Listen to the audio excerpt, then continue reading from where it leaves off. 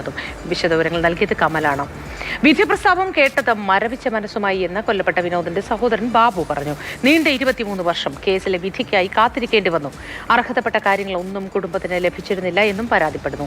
വേണ്ടിവന്നാൽ സ്വന്തം നിലയിൽ അപ്പീൽ പോകുമെന്നും ബാബു പറഞ്ഞു.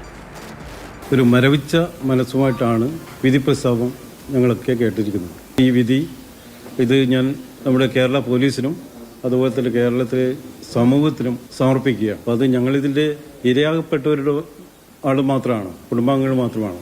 അപ്പോൾ ജോഗിക്കും എൻ്റെ അനുജനും ഒക്കെ നീതി ലഭിക്കുക എന്നുള്ളത് സമൂഹത്തിൻ്റെ പൊതു ആവശ്യമാണ്. 23 വർഷം കാത്തിരിക്കുകയാണ്.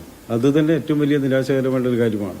കൂടാതെ ഈ വിധി പ്രസ്താവം അനുജന്റെ കൊലപാതക കേസിൽ മുഴുവൻ ആൾക്കാരെ വെറുതെ വിട്ടു എന്നുള്ളത് തീർച്ചയായിട്ടും നിരാശാജനകമാണ്. എൻ്റെ അനുജൻ കൊല്ലപ്പെട്ടത് സമൂഹത്തിന് വേണ്ടിയിട്ടുള്ള പ്രവർത്തിച്ചപ്പോഴാണ്. അപ്പോൾ ബന്ധപ്പെട്ടവരുമായിട്ട് ആലോചിച്ചിട്ട് അപ്പീൽ സാധ്യതകൾ ഒന്ന് നോക്കുകയാണ്. സർക്കാർ തലത്തിൽ തന്നെ ഇതിലെന്ത് ചെയ്യുന്നു എന്നുള്ളത് നിരീക്ഷിച്ച ശേഷം മറ്റു കാര്യങ്ങൾ കൂടി ചെയ്യാനാണ് ഉദ്ദേശിക്കുന്നത്. CK വിജയൻ തത്സമയം ചേർന്നു. CK വിജയൻ, കുടുംബം പറയുന്നത്, സഹോദരൻ പറയുന്നത് വലിയ നിരാശാജനകമായ ഒരു സംഭവമാണ്. ഈ കേസിൽ പ്രതിയെ വെറുതെ വിട്ടത് നീതി ലഭ്യമായില്ല എന്നാണ്. ഇത് സമൂഹത്തിനും പോലീസിനും ഒക്കെ വേണ്ടി സമർപ്പിക്കുക കൂടിയാണല്ലോ. വിശദാംശങ്ങൾ എന്താണ്?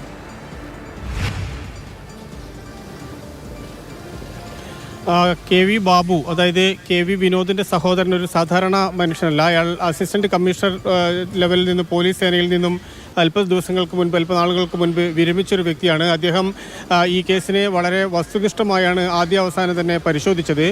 പക്ഷേ ഇങ്ങനെ ആയിരിക്കില്ല വിധി എന്ന് അദ്ദേഹത്തിന് ഒരു പ്രതീക്ഷയുണ്ടായിരുന്നു. അതായത് തൻ്റെ സഹോദരൻ കൊല്ലപ്പെട്ട കേസിൽ പ്രതികൾക്ക് ശിക്ഷ ലഭിക്കും എന്ന ഒരു പ്രതീക്ഷ അദ്ദേഹത്തിനുണ്ടായിരുന്നു. അദ്ദേഹത്തിന് മാത്രമല്ല, അദ്ദേഹത്തിൻ്റെ സഹോദരിക്കുണ്ടായിരുന്നു, അമ്മയ്ക്കുണ്ട്, അതോടൊപ്പം തന്നെ പിതാവിനുമുണ്ടായിരുന്നു. പക്ഷേ 5 വർഷങ്ങൾക്ക് മുൻപ് പിതാവ് മരണപ്പെടുകയാണ് ഉണ്ടായത്. അദ്ദേഹം ഇതിനെ വളരെ ഒരേ സമയത്ത് തന്നെ വസ്തുതാപരമായും മറ്റ് ഒരു അവസരത്തിൽ വൈകാരികമായുമാണ് കാണുന്നത്. അദ്ദേഹം പറയുന്നതിൻ്റെ ചുരുക്കം ഇതാണ്: ഇതിൽ ഈ രീതിയിലുള്ളൊരു വിധിയല്ല താൻ പ്രതീക്ഷിച്ചത്. കുറെ കൂടി ശിക്ഷ ഉണ്ടാകുന്ന രീതിയിലുള്ളൊരു വിധി ഉണ്ടാകുമെന്ന് കരുതിയിരുന്നു. അച്ഛൻ അത് കേൾക്കാനില്ലാതെ നേരത്തെ മരിച്ചുപോയത് ഒരുപക്ഷെ നന്നായി, അല്ലെങ്കിൽ താൻ എന്ത് പറഞ്ഞ് സമാധാനിപ്പിക്കുമെന്നായിരുന്നു. അമ്മയുടെ കാര്യത്തിലും അതുതന്നെയാണ്. ആദ്യ അവസാനം ഈ കേസിൽ ഉൾപ്പെട്ട തനിക്കും കുടുംബത്തിനും ഒരു നീതിയും ഇതുവരെ ലഭിച്ചിട്ടില്ല.